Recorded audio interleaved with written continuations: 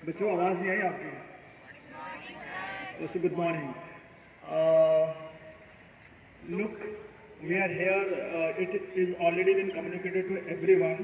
सभी को पहले से विदित है कि आज हम लोग पेरेंट टीचर्स मीटिंग के लिए यहाँ एकत्रित हुए हैं और ये जो बैठक है क्लास 12 के पेरेंट्स के लिए है, जिसमें टीचर्स भी हैं और सभी विषय अध्यापक भी हैं, क्लास टीचर्स भी हैं और अपने विषय अध्यापक भी हैं, परीक्षा विभाग के लोग भी हैं यहाँ पे।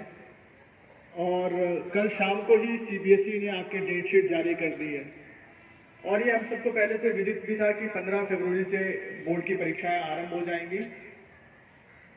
और आपने अगर मिनिस्ट्री ऑफ एजुकेशन का 2023 का संवाद सुना हो तो उसमें ये बताया गया कि सीबीएसई अपने परीक्षा प्रणाली में बहुत सारे परिवर्तन करते हुए जा रहा है।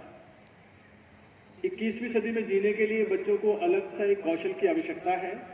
जिस तरीके से हमने या हमारे माँ बाप ने पढ़ाई करी वो अब पढ़ाई का माध्यम नहीं हो सकता है। पढ़ाई का माध्यम धीरे धीरे बदल रहा है और हम सबको, शिक्षक, बच्चे और अभिभावक, सबको समय के साथ चलने की आवश्यकता है। और हमें ये भी ध्यान रखना है कि जो हमारे बच्चे हैं आने वाले समय में जो हमारे भविष्य के इस भारत देश के नागरिक बने तो उनमें वो सभी कौशल हो जो देश उम्मीद उनसे करता है। इसी तर्ज पर देखिए कि सीबीएसई की परीक्षाओं में बहुत सारे परिवर्तन देखे जा रहे हैं। आप अपने टीचरों से बच्चे मिलें, अपने माँ बाप को उनसे मिलवाएं और आपकी जो ज़रूरतें हैं वो उन तक साझा करें, जो विद्यालय आपकी वो पूरी कर सके।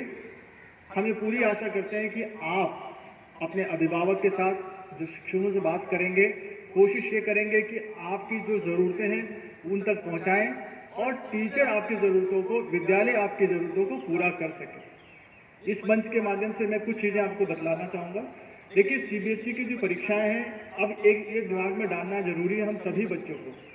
आपको सबसे पहले तो बहुत ज़्यादा इसके लिए स्ट्रेस लेने की ज़रूरत नहीं है कि बोर्ड की परीक्षाएं आ रही हैं, क्या होगा क्या नहीं होगा। बहुत ध्यानपूर्वक इस चीज़ को ध्यान रखें कि परीक्षाएं जीवन भर होती रहेंगी।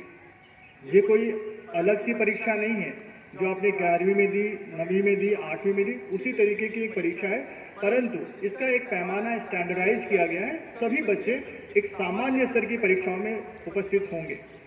तो आप सब इस परीक्षा के लिए स्ट्रेस लेने से पहले तो दूर हो जाइए।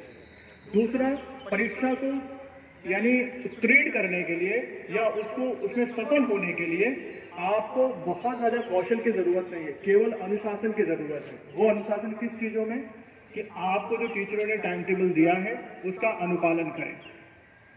आपने हमसे कहा कि सर 5 पीरियड का टाइम टेबल बनाइए। हम लोगों ने 5 पीरियड का टाइम टेबल आपके लिए बनाया है।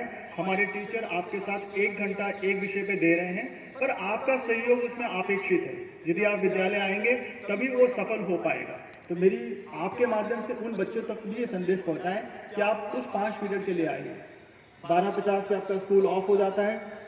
स्कूल ऑफ होने के बाद आप तुरंत घर पहुंचे, ये आप सुनिश्चित करें। ऐसा नहीं होना चाहिए कि सर ने यहाँ से 12:50 पे छोड़ दिया तो आप घर पहुंचते पहुंचते 1 से 1:30 बजा रहे हैं। ऐसा नहीं होना चाहिए। आप घर पहुंचे, अपना रेस्ट करें, फिर शाम की जो आपकी पढ़ाई का समय है उसका इस्तेमाल करें। तो ये चीज आप ध्यान रखें, अपने समय सारणी का अनुपालन आप जरूर करिए।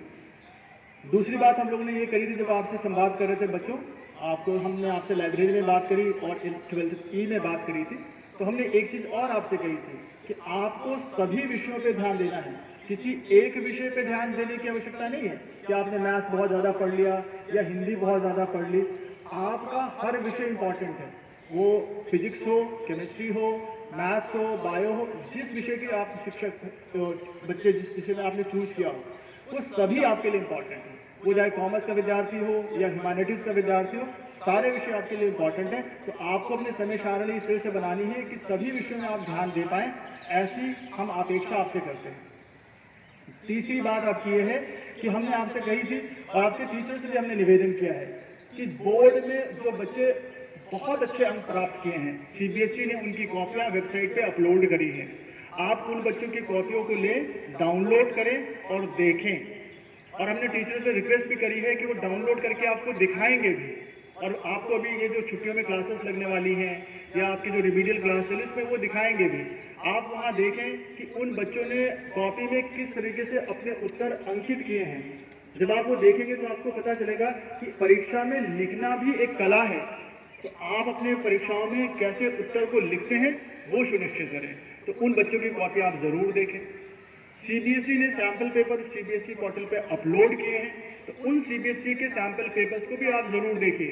तो आपको आइडिया लगेगा कि आने वाले समय में जो 2024 की परीक्षा है उसमें किस प्रकार के प्रश्न हो सकते हैं। आपको ये पता है कि सीबीएसई धीरे धीरे हम लोग कॉम्पिटेंसी बेस के ओर मूव कर रहे हैं। इस बार 40% का उसमें पैमाना रखा गया है कि 40% कॉम्पिटेंसी बेस्ड क्वेश्चन होंगे। उम्मीद करते हैं आप उसका भी अध्ययन करेंगे। और अगली चीज ये है कि हम परीक्षा में तभी उत्तीर्ण हो पाएंगे। एक बहुत इंपॉर्टेंट चीज है, हम जब परसों हम बच्चों से बात कर रहे थे 12th ह्यूमैनिटीज और कॉमर्स के, उससे पहले हमने साइंस वाले बच्चों से बात करी। तो एक और इम्पॉर्टेंट चीज है, वो है आपकी प्रैक्टिस। जितना ज्यादा आप लिखेंगे उतनी ही आपकी प्रैक्टिस होगी। यदि आपने लिखना छोड़ दिया, केवल आप क्रैमिंग करेंगे या आप केवल किताब को देखकर पढ़ रहे होंगे, आप समझ लीजिए आपकी जो मेमोरी पावर रिटेंशन वो कमी होगी। बेटा प्रैक्टिस इज मोर इम्पॉर्टेंट। तो सभी अभिभावकों से भी निवेदन है कि आप बच्चों को इतना समय दे दीजिए कि वो अपना प्रैक्टिस जरूर करें। और सभी विषयों में आपको प्रैक्टिस करना है, किसी एक विषय में नहीं करना है। हर एक विषय, वो मैथ्स हो या इंग्लिश हो या कोई भी विषय हो, कोई विषय आपके लिए आसान नहीं है, कोई बहुत कठिन नहीं है। सारे विषयों की डिफिकल्टी लेवल अपने में ही संपूर्ण है। तो आप सबको प्रैक्टिस करने की आवश्यकता है, एक चीज याद रखें। अभिभावकों से जरूरत क्या है? देखिए बच्चे हैं, उनका अपना लक्ष्य ऑलरेडी निर्धारित किया उन्होंने कि उनको जीवन में क्या बनना है, और यह एक स्वाभाविक सी बात है। हम और आप उस रास्ते से होके गुजरे हैं, तो हमें यह पता है कि परीक्षाओं का प्रेशर कितना होता है। हम कितना भी बच्चों से कहें वो प्रेशर नहीं ले, पर फिर भी बच्चे प्रेशर लेते हैं। तो आपसे निवेदन है, आप उनके साथ थोड़ा समय बिताएं, समय दें। जब भी आपको मौका मिले, शाम को मिले, दोपहर में मिले, सुबह मिले, अपने बच्चों से आप संवाद जरूर करिए। उनसे पूछ लीजिए कि आपकी आवश्यकताएं क्या हैं, आपकी जरूरतें क्या हैं। साथ ही साथ मैं आपको एक चेतावनी भी दूंगा कि किसी बच्चे से आप ज्यादा उसकी जो क्षमता है उसकी अपेक्षा आप करिए, पर इतनी प्रेशर मत दीजिए कि तुम्हें 90 ही लाना है, 95 ही लाना है, इससे कम लाए तो मेरी नाक कट जाए। ऐसे संवादों का घरों में आप चर्चा ना करें। बच्चा है, उसे आप पूरा मौका दीजिए। लेट हिम और her do his full effort. उसको पूरी अपनी क्षमता पूर्ण काम करने दीजिए।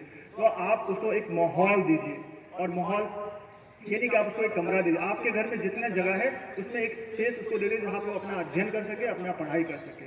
थोड़े से घरों के काम से उनको अलग कर दीजिए। खेलने के लिए भी थोड़ा प्रेरित करिए। ऐसा नहीं कि दिन भर किताब और कॉपी में इन्वॉल्व रहें। थोड़ा सा समय उनको बोलिए कि बाहर निकले, वॉक करें, घूमे फिरे, माइंड फ्रेश करने के लिए भी आप उन्हें प्रेरित करें। ये आप थोड़ा सुनिश्चित करेंगे, उनके जीवन शैली में थोड़ा सा परिवर्तन करेंगे, तो शायद आप देखेंगे आपका बच्चे में सुधार जरूर दिखेगा। और एक बहुत इंपॉर्टेंट चीज है खाना, क्योंकि आप देखिए हमारे पास समय बहुत कम रह गया है, और जनवरी के महीने में इनके बच्चों के प्रैक्टिकल होंगे। मुश्किल से हम इनको 30 दिन और पढ़ा पाएंगे।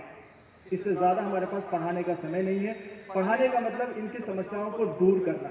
हमारे शिक्षक जो लगे हैं, इनके लिए रिमीडियल क्लास ले रहे हैं, सुपरवाइज क्लास ले रहे हैं, तो उसमें हम इनको 30 दिन या 35 दिन और दे पाएंगे। उसके बाद सारे बच्चे अपने प्रैक्टिकल में इन्वॉल्व हो जाएंगे। 15 फरवरी से इनके एग्जाम स्टार्ट हो जाएंगे, तो बच्चे अपने में ही लग जाएंगे, अपनी ही उन्होंने समय सारणी बना रखी होगी। तो आपका कर्तव्य इतना है कि इनका खाने पर आप जरूर ध्यान रखिए। जो आप खाना इन्हें खिला रहे हैं वो खाना सुनिश्चित करें। ऐसा ना हो कि शाम को बहुत हैवी डाइट ले ली तो रात भर सो गए।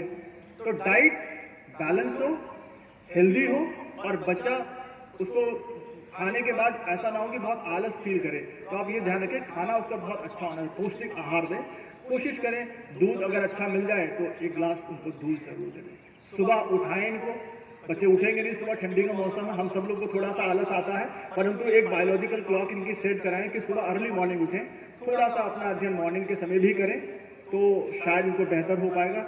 हम और आप अगर दोनों मिलेंगे तो एक सामंजस्य स्थापित कर पाएंगे, और हम अपने बच्चों को जो लक्ष्य है उस लक्ष्य को पहुंचने में हम मदद कर पाएंगे। और ये मदद मेरे वजह से नहीं हो सकती, आपकी वजह से नहीं हो सकती, और बच्चों के अकेले से नहीं। हम तीनों लोगों को मिलना पड़ेगा, विद्यालय को, घर वालों को और बच्चे को। तीनों जब मिलेंगे तो ये एक ऐसा त्रिकोण बनेगा जो हमारे उस बच्चे के लक्ष्य तक पहुंचाने में सफल होगा। आज का दिन आपके लिए निर्धारित किया गया है।